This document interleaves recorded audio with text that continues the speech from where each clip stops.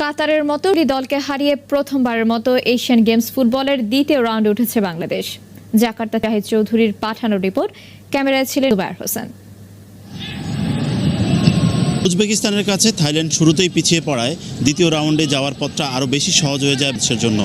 অর্থাৎ জিতলেই প্রথমবারের মতো এশিয়ান গেমস ফুটবলের দ্বিতীয় রাউন্ডে বাংলাদেশ।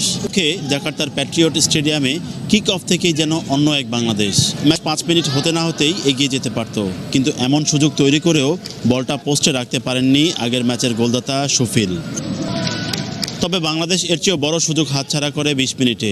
গোলরক্ষককে একা পেয়েও গোল করতে পারেননি সুফিল। আফসোস বাড়ে বাংলাদেশের ডাগআউটে। খানিকটা চাপে পড়া কাতার অবশ্য ম্যাচের নিয়ন্ত্রণ নেয় দ্রুতই।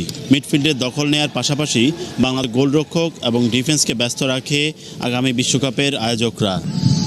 এর মধ্যে গোলবার দু একবার বাঁচিয়ে দিলেও আলাদাভাবে প্রশংসা পেতে পারেন গোলরক্ষক রানা। তার দক্ষতাতেই গোল শূন্যভাবে শেষ হয় প্রথমার্ধ। র্যাঙ্কিং এবং সুযোগ সুবিধা সব দিক থেকেই অনেক এগিয়ে থাকা কাতারকে দ্বিতীয়ার্ধে বেশ ভালোই ভোগায় বাংলাদেশ। এর মধ্যে 58 থেকে 74 এই 16 মিনিটে হাতছাড়া হয় ন্যূনতম 3টি গোলের সুযোগ। শেষ দিকে গোটা তিনেক পরিবর্তন এনে ম্যাচে গতি বাড়ান কোচ জেমিডে। নিশ্চিত ড্রয়ের পথে হাঁটতে থাকা ম্যাচে বাংলাদেশের স্বপ্ন পূরণ যে শেষ মুহূর্তে হবে কে জানত। যোগ করার সময়ে দারুণ এক আক্রমণ থেকে বাংলাদেশকে এগিয়ে দেন অধিনায়ক জামাল ভুঁইয়া।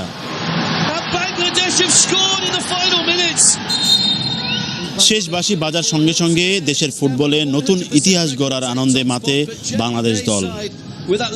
2022 সালের ফিফা বিশ্বকাপের আয়োজক দেশকে হারিয়ে চমক দেখালো বাংলাদেশ। সাম্প্রতিক বছরগুলোতে ফুটবলে যে বাজে সময় কেটেছে সেখান থেকে বেরিয়ে আসার দারুণ সুযোগ পেল জামাল ভুঁইয়ারা এশিয়ান গেমসের মতো আসরের দ্বিতীয় রাউন্ডে উঠে। জাহিদ চৌধুরী, মাছরাঙা সংবাদ, জাকার্তা, ইন্দোনেশিয়া।